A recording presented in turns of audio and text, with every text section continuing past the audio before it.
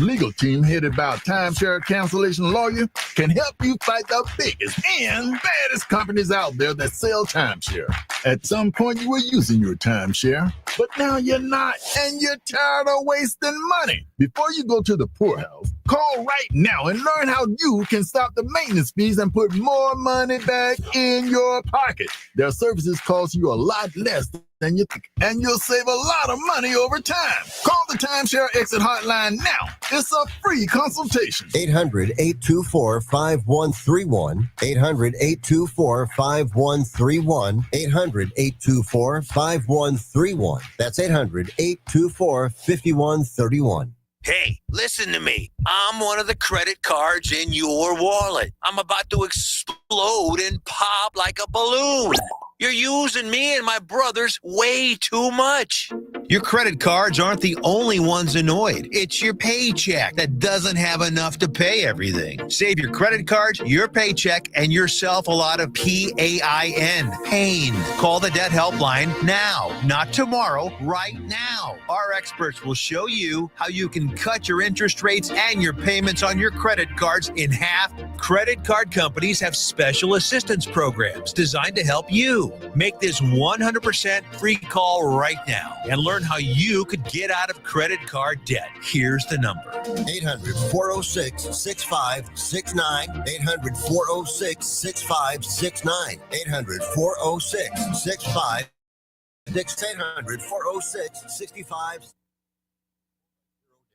The Lou Information Station presents Elevate and Lead, where real stories meet real conversations. From business breakthroughs to personal pivots, we're digging into what's driving change and what it really takes to lead. Now, here's Jennifer Bardot, Kelly Chandler, and Michael Chandler. Good morning and welcome to Elevate and Lead. I'm Kelly Chandler, joined by my husband, Mike Chandler, and Jennifer Bardot. Always with us, as well as on the fly, Eli Hoover. How are you, Eli? Awesome. He's doing well. We hope everyone out there had a great 4th of July. The weather was perfect for this year. Sometimes you never know what's going to happen, and we were lucky to have some really good 4th of July weather. So, Eli, do you have some updates that you can share with us about the live streaming and the text line? Yeah, so for those of you that are listening on 590 AM or luinfo.com, you can also see all of our beautiful faces along with our special guests, who I won't ruin yet if you guys aren't watching on YouTube. But if you go to Lou Info on YouTube, you can watch all of us. You'll be able to see us during the break. You won't be able to hear us. You'll be able to see all of us, and you'll be able to see the numbers to call in and text in. So I'll go and tell you those now. If you want to call in, you have any questions you want to ask our crew, 855-282-8255. Once again, 855-282-8255. And if you want to text in, and then I can ask your question for you, or one of our lovely hosts can get to the text line, 314-590-3770. Once again, 314-590-3770. Thanks so much, Eli. And we also have that link out there on our Elevate and Lead at Lou Info LinkedIn page. If you're not there, we would love it if you would follow us. And then, of course, today, click on that link to see us live on YouTube. Last week, we had a fantastic round of guests from St. Luke's Hospital and the Monarch Fire Protection District, and other hosts, feel free to jump in and comment. We were able to have a doctor, a nurse, and someone from the EMS team talk to us about this new process they have in place that keeps patients alive. And I'm not kidding. They have a wonderful case study where they've come up with a new process where they can have machines help a patient that's in cardiac arrest function, have their life, function on the side, meaning like their, it's called perfusion, where they can keep the body alive and the bloodstream moving while they're working on the cardiac issue. So it was a really enlightening conversation. I don't know if either one of you have any comments about what they brought to the table in terms of innovation saving lives. I just thought the conversations were ultimately really dynamic, and I liked having the different perspectives from the different industries and how they all kind of collaborate to make it happen. But just having aging parents and knowing, how often cardiac arrest happens, and the importance of making sure you're going to the right facility and how essential that time frame is was really powerful for me. But I really thought that was a really cool panel of experts and all of their wisdom they shared. Yeah, and I would add in that I think it's a perfect example of, call it a business that didn't talk. So the EMTs to the critical care nurse teams to the surgeons, all of those areas operate like independent departments and functions of a business, and their biggest outcome was working together to understand how each of those areas work to save lives. And I know that both Dr. Jeremy Leidenfrost and Nick, and then even Jessica Toko had mentioned that they learned things that they didn't understand happened in the field, didn't happen or didn't know what happened at the EMT level. Same thing for the EMTs going into that critical care space where they take care of folks. So just a really good example of collaboration across departments, quote unquote, that all of us probably expect as patients. And it was really interesting to hear their outcomes so far. Yes, and Jessica, as an example, you just mentioned her. She stated that she had been, in nursing for 15 years and didn't know some of these details. So that's just a perfect example of that cross collaboration that is working to improve, public safety for everyone in our community. So that was wonderful, and we welcome any of you out there if you know of other, whether it's a business or just people out there, working toward innovation. We'd love to hear about those stories because I think it's important to highlight those for all of our listeners out there. Hopefully we inspire more hospitals to do that work. I mean, that is really phenomenal because it was already making changes in the lives, of having Yes. that collaborative experience. Absolutely. And for St. Louis, I think it's one of 2 hospitals in our area. Mhm. And, obviously, like you said, hopefully it will go out to different, maybe more rural areas or even the bigger cities throughout Missouri, because what they said last week was they can treat people as long as it's about an hour, like they can only go Right. out about an hour as far as timing. So clearly, we're lucky right here in St. Yeah. Louis, but we would be great if we could extend to different areas. So thanks again. Last week we were here, we appreciate it, and we took a lot from your episode. All right, so we're on our second introduction of this next segment called Ask and Elevate. It comes directly from our listeners, from our crowd base, asking us questions about leadership, about growth, about navigating change. We've definitely had a flood, or at least a few questions come in. And the next one comes from Tim, who has been in the commercial trades industry for years and built a very credible background in the world of plumbing. He went into business about 3 years ago on his own, and he's been, in his words, grinding for 3 years, but now feels stuck. His energy from himself and the motivation from his partner are down. Their growth path is unclear. And despite putting in even operational systems to make them more efficient, the workload still seems to come back around to one of those 2 people. Him and his partner are barely clearing the take-home income from what they saw when he was working for a commercial industry, and actually have employees who earn more than them. And he's at a crossroads wondering what the next step is to truly grow and see real return. Super interesting question. I don't think it's far from most entrepreneurs or startups in terms of an experience, whether you're in professional services or the trade industry or any other type of business. Definitely not uncommon to get burned out, feel like you're falling behind. I personally had employees in my businesses who were paid more than me. I was the owner. How does that happen? Well, they're salespeople, and their compensation was structured in a way that it was uncapped. And for me, that's not where I made my money. It was in profit sharing. It was in the earnouts. It was when we sold things, when we monetized things. That's how I got paid, but it didn't happen on a weekly or monthly basis, right? And so I think for a lot of business owners, sometimes understanding that talent that you bring in may make more than you in the short term, which, good, bad, or indifferent, you have to accept those types of things, and that's not uncommon. So I would say, one thing that's super important, though, is make sure that you're redefining what your return is and thinking about the margins you're charging. Think about your operating profits and cash flows, restructure some of that. How are you being compensated from an equity standpoint, from a long-term earnout standpoint? Are you creating services that can be niched enough to be sold off and you kind of reap the rewards in that space? And, you absolutely, Tim, deserve, I think, that compensation just flat out. So you have to look at those long-term goals and figure out a way to right-size that. I would say from a growth standpoint, and then I'll turn it over to the team for comments. In professional services, no matter where you are, certainly in a plumbing industry, right now, service memberships and contracts are gold.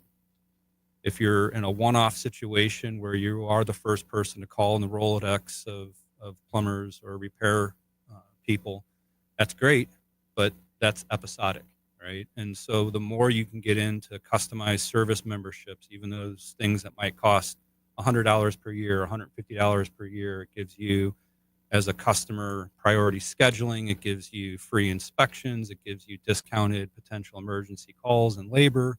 Obviously, it puts a whole new level of expectation on you as a service provider because you got to be available 24/7. But I think getting out of the trusted last person to call and move into that trusted advisor role is important.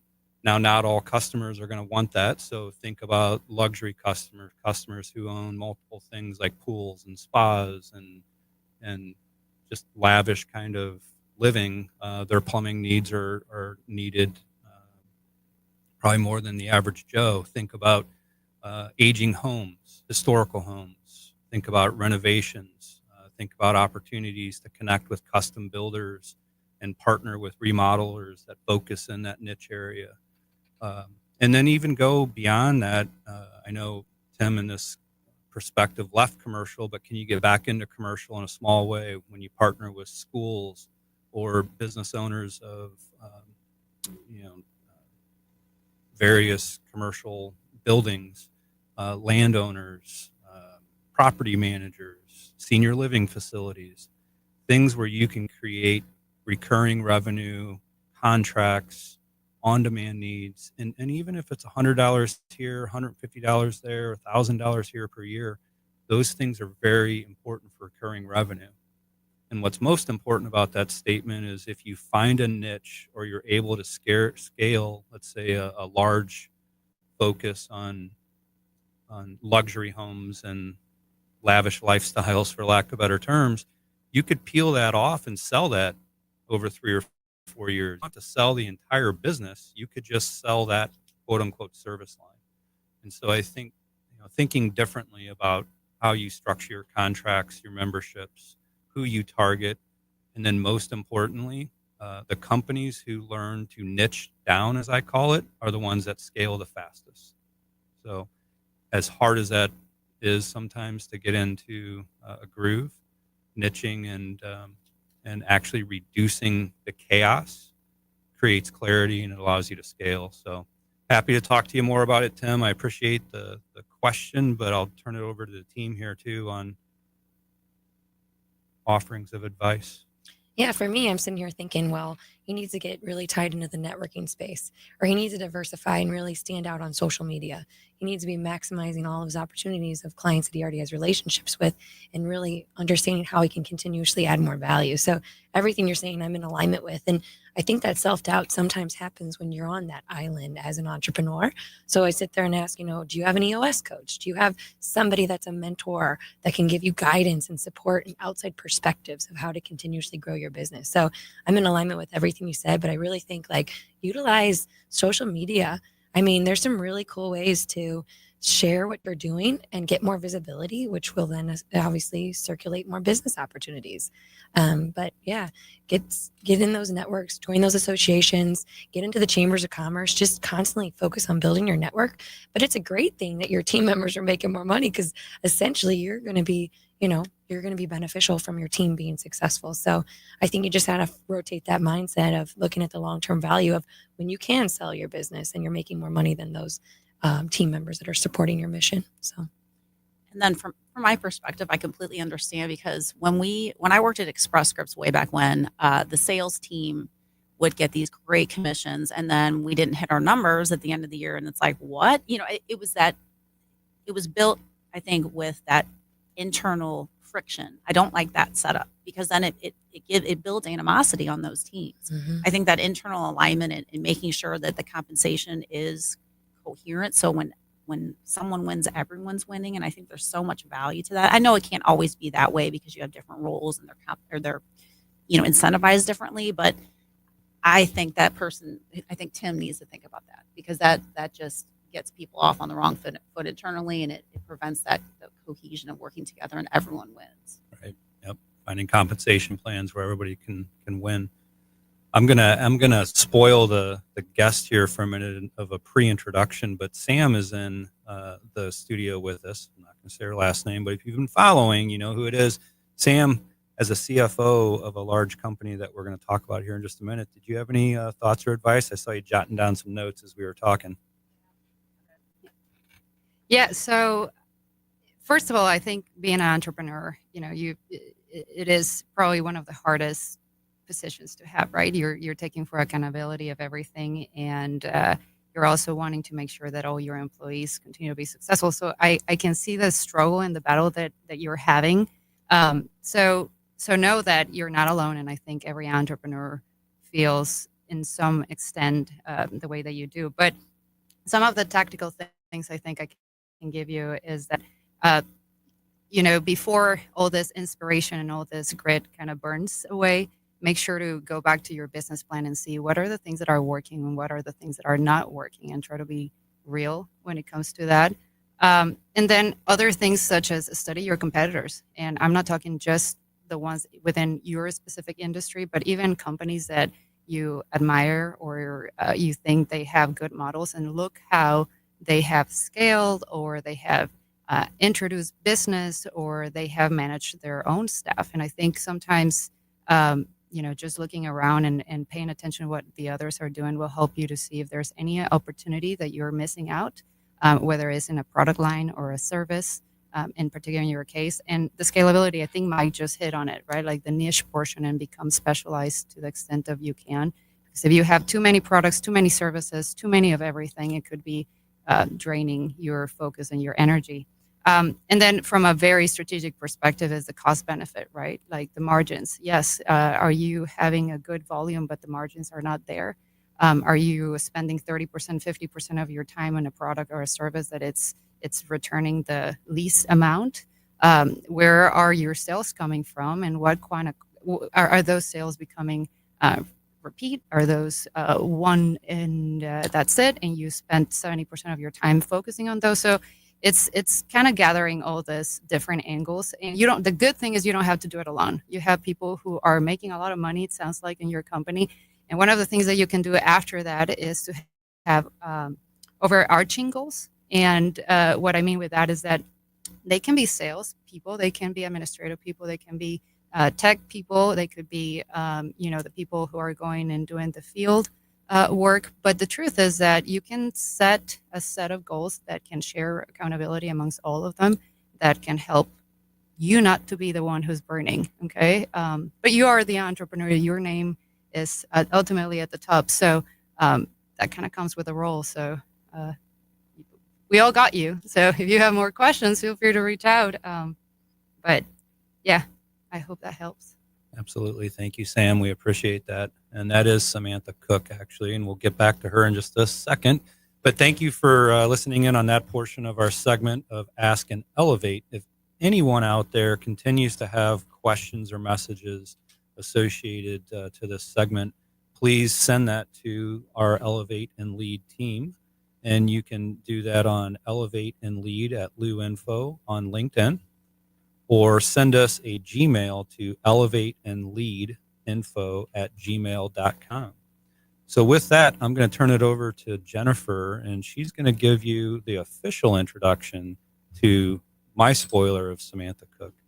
Well, I'm super excited to have you on the show today. Samantha Cook, if you've not met her in person, she is such a dynamic individual. And I remember when I first met her, I was just blown away. So we initially met at a golf tournament that was supporting kids with cancer through our mutual connection, Julia Yank, who is the CEO of Taylor Roofing. And I got the pleasure of actually riding in the golf cart with Sam. So we really got to spend all day together, really understanding who she is, how she shows up, how much she's just an authentic, incredible leader.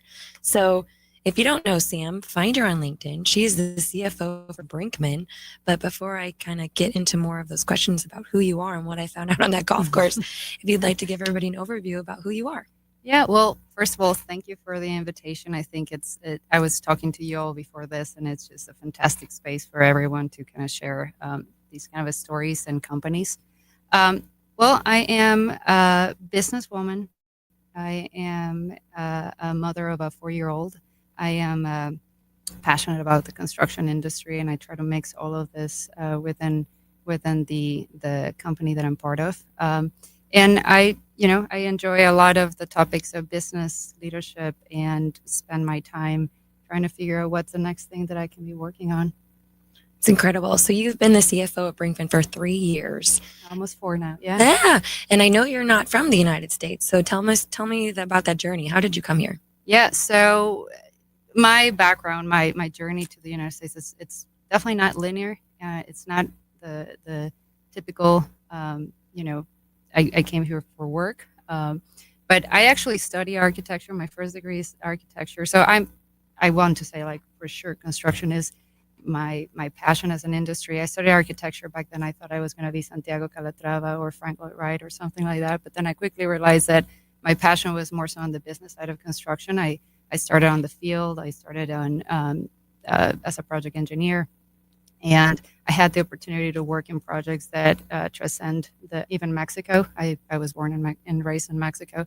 So I had that chance, and I got to see different type of constructions and different cultures, South America, North America for sure. And eventually, so I studied architecture. I got a master's in construction as well.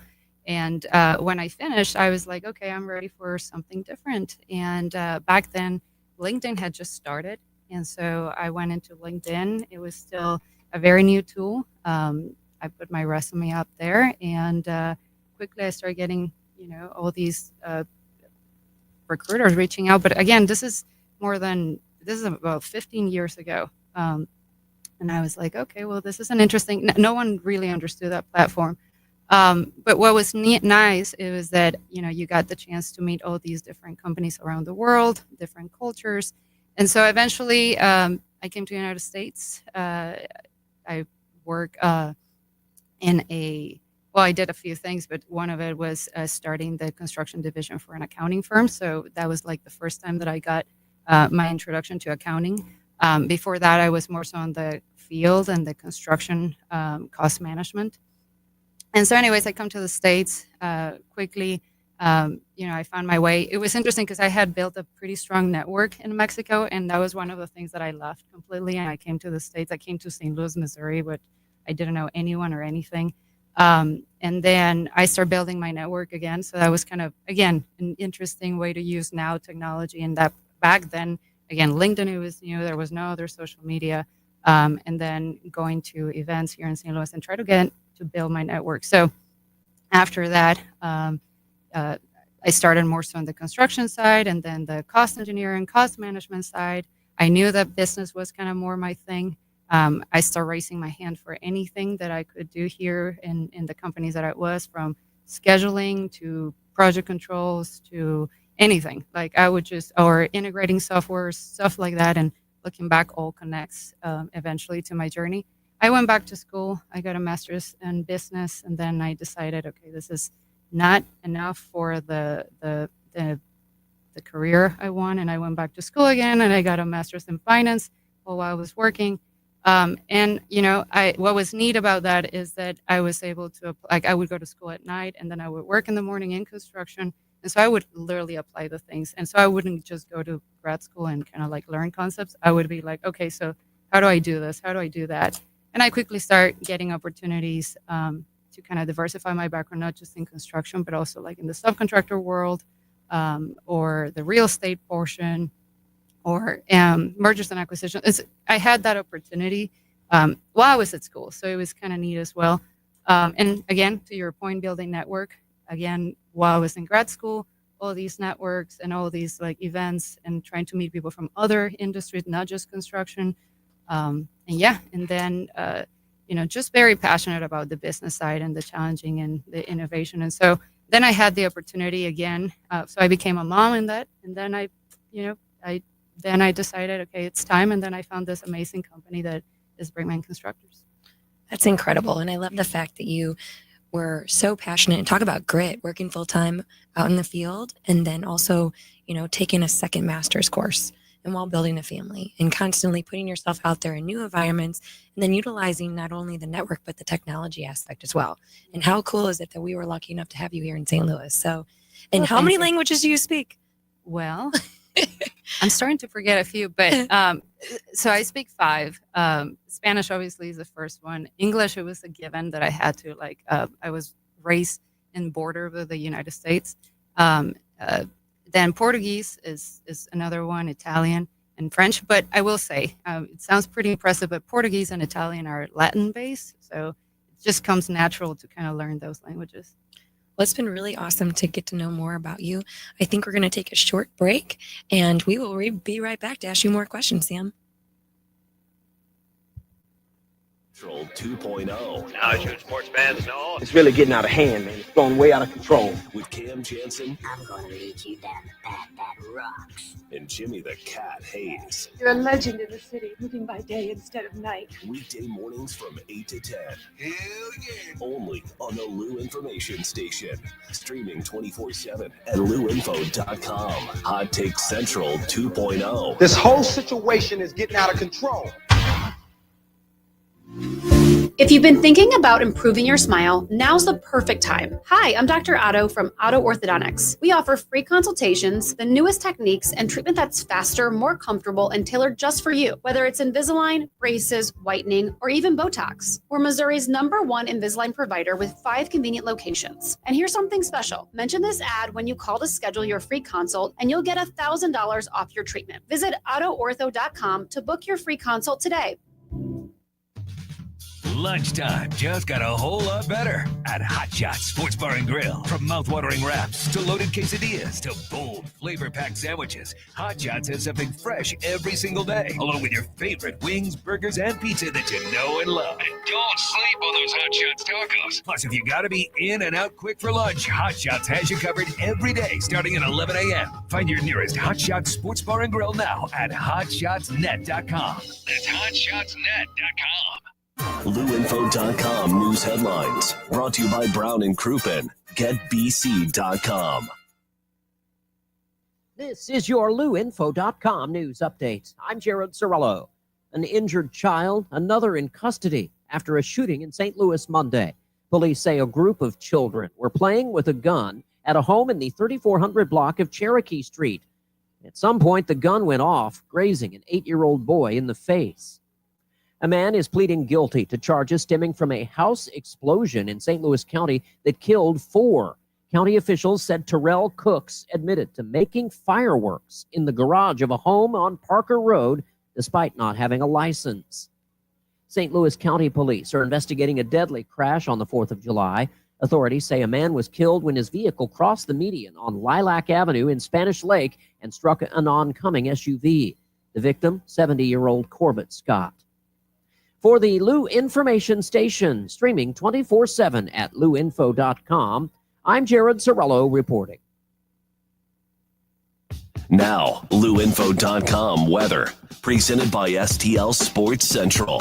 St. Louis sports. Anytime, anywhere.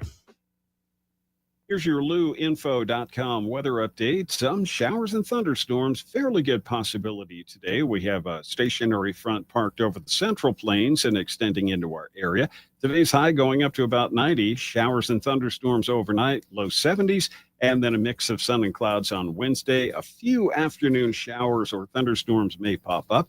will be in the upper 80s. I'm meteorologist Steve Hamilton for the Lou Information Station, streaming 24/7 at louinfo.com. Hey everyone, Cam Jansen here to tell you about the experts at Fast Signs in Earth City. Fast Signs can handle any and all of your business visibility needs, from traditional signs and graphics to digital to core graphics and anything in between. Fast Signs in Earth City has you covered. The station uses them, the Blues use them, and you will love the work they do. Call 314-344-4400 for your custom signage needs today. That's Fast Signs in Earth City, 314-344-4400. The choice of a lawyer is an important decision and should not be based solely on advertisements. At Brown and Crouppen, we get that after an accident, money's tight. That's why we offer so much for free. First call, free. First consultation, free. Stuck at home or in the hospital, we'll come to you for free. So call Brown and Crouppen, where we don't get paid unless you do, and your first consultation is free. Broadcasting live from the J. Randolph Jr. Studios in Kirkwood. I once got catfished by a girl in Kirkwood. Before catfishing was really even a thing. This is the Lou Information Station, streaming 24/7 at louinfo.com, with live and on-demand content on YouTube. And catch all of our local shows on Apple, Spotify, and wherever you listen to podcasts. KLIS 590 AM, Wood River, St. Louis. Spotlighting the people and ideas reshaping how we work, lead, and live. Back to more of Elevate and Lead with Jennifer Bardot, Kelly Chandler, and Michael Chandler on the Lou Information Station, streaming 24/7 at louinfo.com. Welcome back to Elevate and Lead. This is Mike Chandler, and we have Samantha Cook in the studio live with us today.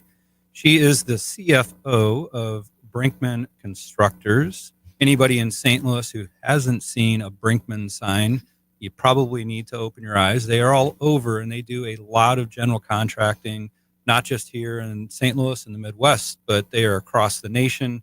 They have a footprint in Kansas City and Phoenix and Denver, here in St. Louis. They are your go-to general contracting and construction firm, and I've actually known about them for quite a few years, with my dad being in engineering and architecture and construction and actually working on Lambert St. Louis International Airport stuff as a teenager. Brinkman was on site with me, I believe, in some of those engagements. So, Sam, we are absolutely honored to have you here, and thank you for joining us. Thank you.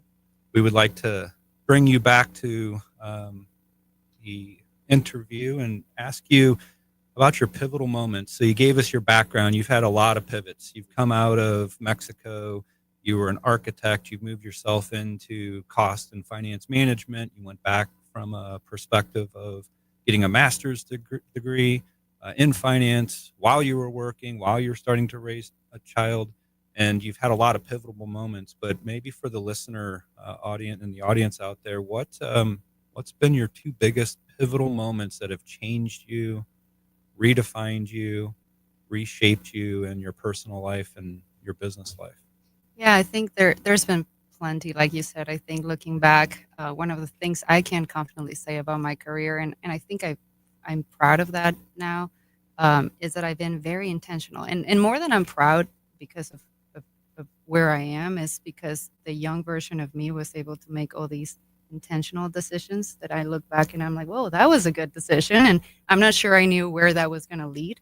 And looking back, that's probably one of the things that, I wish, if I could have a moment with anyone who is in their early 20s, is that, make those decisions that, can bring you to another place. But for me, obviously, leaving my country, leaving my family, leaving everything I knew that was comfortable. I had already built, like I said, a good career. I had already built a good network. In a place that I felt like home, although it was not my hometown. It was the city where I had stayed for 8 years. And so I really enjoy that. And the day that I decided, okay, I'm going to take a leap, and I won't forget the one time that I got for this job opportunity, and I drove to the border because I didn't want the fact that they needed to call to a Mexican cell phone, like changed the focus. I was like, I want to talk about who I am and the career that I can, or the value I can bring to that organization, and not so much about, so what is the visa that you need to have? So I was like, I'm just going to eliminate that. I bought a cell phone in the United States. And for that interview, I drove like 3 hours just to get on the phone crossing the border and be able to have a conversation fully in English with the recruiter and anyone on the other side. And I remember being like at 2 a.m. in the morning thinking, okay, do I do this? Do I drive? And I did.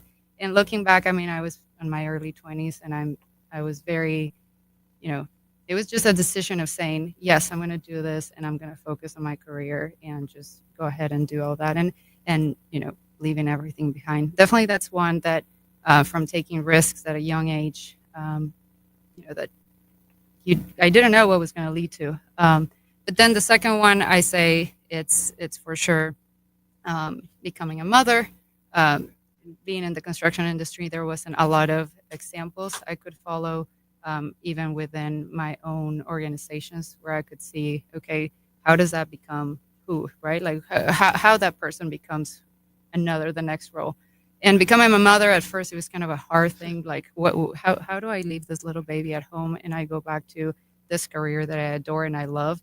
But then that made me focus more. What kind of company do I want to work for? What is the kind of people I want to spend my time with? And what is, why am I doing this? And now that obviously I'm in a company that meets all these boxes, it's how can I be a better leader for the people who works with me, and how can I provide that stuff, so that level of confidence that I wish I would have had, knowing that I was in the construction industry, right? So that, and definitely there's been others, those more so at the professional level that have shifted my way to lead. And then at a personal level, I was telling you guys, my brother passed about a year and a half ago. He had epilepsy. He was sleeping and never woke up. He was 38 years old. And I think that has changed a lot my thought in the last year and a half of, let's just do this, right? Like I'm just going to go for it and I'm going to be more authentic, and because you never know what, if you wake up the next day. So. Yes, absolutely.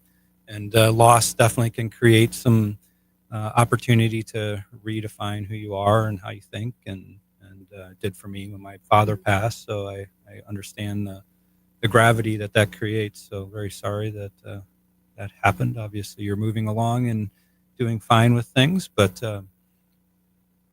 what's changing now for you as a CFO in the construction industry in terms of advancements in technology and construction and modular construction development or prefabrication, or even in your role around being a CFO? There's a lot of automation being introduced, right, and artificial intelligence.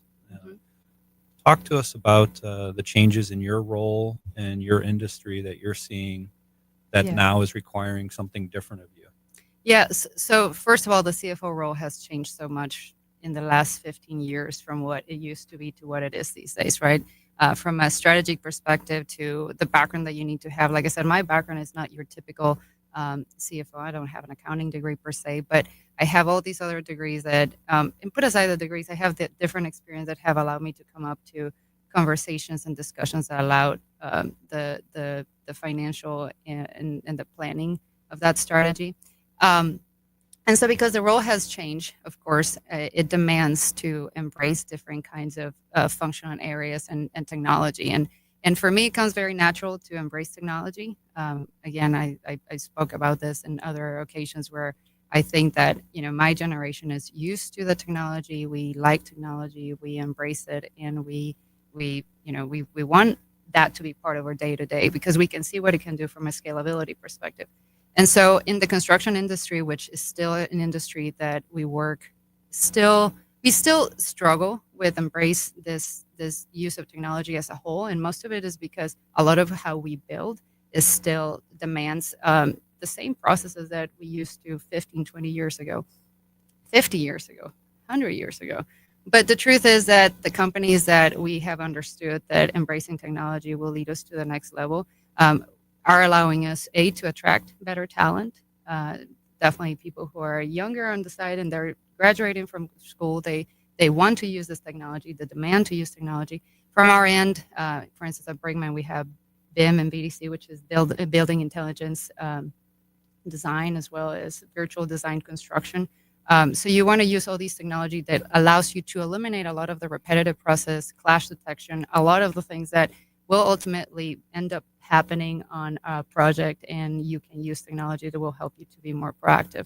So that is technology, of course, that have been around for many years, and we continue embracing it. But AI is another one that continues coming as strong, and I think companies like ours and many, we continue embracing it, because this is where you can use technology to eliminate a lot of repetitive processes, to eliminate a lot of deficiencies. And it's about want to use AI in a way that supports your team, but it doesn't remove the critical aspect, the common sense, and the analytical portion that we bring to our clients, that we bring to our people, and continue being human. I think that is the key, right? From my end as a CFO, I use a lot of that from a risk management perspective. We have used a lot on repetitive process that, instead of having someone reviewing a piece of paper every day, you have automated processes that allow you to eliminate that and be more analytical with that. And then data, using the data to be able to have trends and to drive business decisions, scalability, growth, and bring people who are not necessarily on a daily basis using data to kind of find those trends that will let them to maybe make changes in their processes. So embracing technology is the name of the game from that end. Absolutely. I think that's super important. And we actually have a listener question that came in for you, if you don't mind. Oh, no. Love that. Being on the fly for a special little Ask and Elevate. So this question came in for you. It's essentially, how do you handle failure as a leader? So the context is, when we're experiencing and leading a team in the wrong direction, we make a decision that no longer has weight. It creates negative effects. How do you handle a decision made, a wrong turn, something that essentially you got to go back and probably own it? But how do you approach that? And do you have any examples from the past or in today's world that you've had to do that recently? Yeah, that's a great question. I think let me think about this. But failure, I think that's a very strong word that we are typically scared of, like failure. Oh, that's not good. And obviously, as a concept, it's not. But I think that's where we grow a lot, and it's a cliche quote to say that's where you learn. But I truly believe that the times that I've reflected the most and sit back and pause, it's been when I haven't had the outcome that I thought it was going to happen. And when it did, when it's easy and the outcome occurred, then it's a celebration. But it's when you fail, when you kind of get to sit back and think about it. And the nice thing about failure is that after that, you know that there's a different way to go about a particular issue or a particular topic, and that you get to feel more comfortable next time that you make a decision. And so for me, I try to see as a leader that failure will be part of the journey, and you have to embrace the fact that it will happen. And when it does happen, you have to get the best out of it. And by that, I mean to know that you have gained a new level of confidence, and that now you know a different way to go about it. From a tactical perspective, people that know me, and if anyone is listening that knows me, would know that what I'm about to say is so true to me. I have this mindset across everything that is the best case, the worst case, and most likely. And at Brinkman, they probably are sick of hearing me saying those three scenarios, but I truly believe in it, because it's not about numbers. It's about, when I'm making a decision as a leader, I usually try to sit back, and regardless of what it is, I try to think, what is the worst case scenario that is about to happen with this decision? And what is the best case, and what is the most likely? And if I can live with the worst case, and I can get inspired by the best case, then I feel like I've made a fair reasoning behind the decision that I'm about to make. And that's how I try to plan for that potential failure and say, okay, what's the worst case? And I try to embrace it in the sense of, okay, if that happens, I know that I can do then X, Y, and Z. And it's not to say that is exactly how the worst case will happen, but at least I don't feel completely lost about that. And I'm going to be practical, right? It can be from making a decision of hiring someone, or a decision of not letting go someone, or embracing a petition, or for instance, change management. Change management, I mean, any leader out there that has gone through implementation of something will say, and, sit back and think, I could have done that better, right? And for teams, because this question in particular asks about what happens, how do you change your teams, or how do you redirect, is to sit back and say, okay, this is what is happening. Let's sit back. Let's talk about the scenarios of the next decisions, and embrace the people who are around you that you trust, and rely on them. And most of the people would, and at least I know this about the team that I work with, they will embrace the fact that no one is perfect, and that the decision was made as part of being leader. And I think that is kind of key, right? Like, as leaders, people want you to make direction, give them direction, make decisions, and you have to be able to make those knowing that you may fail. And if you do, then you have to be able to pivot, talk to your team, and say, this is what's happened, and this is what we're going to do, and let me explain why. But the best case, the worst case, most case likely scenario, it's just part of my day-to-day. I love that. And I'm just so curious, like, what's next for Sam? Like, from a growth perspective, like, what do you have on your agenda? Like, I love your perspective about failure, but I'm just so curious, like, what's next for Sam? Are you going to go get a PhD, or? I love school. I'm one of those. But right now I'm in a part of my life where obviously, like, having a 4-year-old, I have a 4-year-old, and, that's my focus. That's my most important role after coming from work. So from that end, I'm enjoying seeing him growth and spending a lot of time in sports and doing all that fun stuff. And then at work, I think there's just so much that at Bergman Constructors we're doing and accomplishing, not just within the construction industry, but with the people and the community. So right now, I think I have my hands full, but I always joke with my husband that I'll go back to school and do I think I want to do a law degree. And so probably in my 50s, I'll go for a law degree. But a comedian, I was telling you, Jennifer, I know, she's gonna be a comedian. I'm Stand up, come see Sam. Stand up, yes. Do we have a date yet? Well, so my plan is in October. Okay, you have to send us the dates. We can put it on. Oh my goodness! Is this going to be public at a location to come see you? Well, so everyone, like, I tell people, I had to tell people, otherwise I wasn't going to do it, right? So so it all starts with my sister. One day I told her, like, when my brother passes, I was talking to my sister, and I said, Addie, my sister's name is Addie. She's in San Antonio, Texas. And I was like, Addie, I always wanted to be a comedian. And without a doubt, she was like, I'll be there. Like, she was like, absolutely. And so I made it a decision where I was like, okay, I'm doing this year. And so I don't know, maybe I'll just, the CFO thing, it's Chief Fun Officer or something like that. I love it. And how exactly do you prepare for this? That's what I want to know. Well, you watch a lot of YouTube videos, you network with people who has done comedy, and you sit with them and ask questions, and you write a lot of jokes. And that's another thing, like, now I pay attention to even my day-to-day and say, oh, that was funny, and I write it down. And I did sit and one day, like, I just wrote a bunch of stuff, and I said to my husband and my sister, okay, I'm going to say it, and you guys are just going to watch. And they did. I think we could brand this and build, the Chief Fun Officer out, get you in at the Funny Bone here in St. Louis, and right? It's going to happen. Yeah. Well, I know she has a book that she's going to want to publish. I'm going to be helping her with that. I'm going to keep her on that track. Yeah, when I met her, I'm like, yeah, I'm working on this small book, but I didn't know I was sitting next to, like, the master in publishing. I was like, well, there you go. We'll make it happen. Yeah. It's great. Well, I have an additional question. This is actually very much on the mind of anyone that has a place or visits the Lake of the Ozarks, and you being with Brinkman, I wanted to see if you could update us on the project that's going on down there. Well, what I can tell you is a fantastic project that we're very proud to be leading from a construction perspective. I think it's a project that we know it's going to bring a lot of sense of community and a lot of economic development to that area.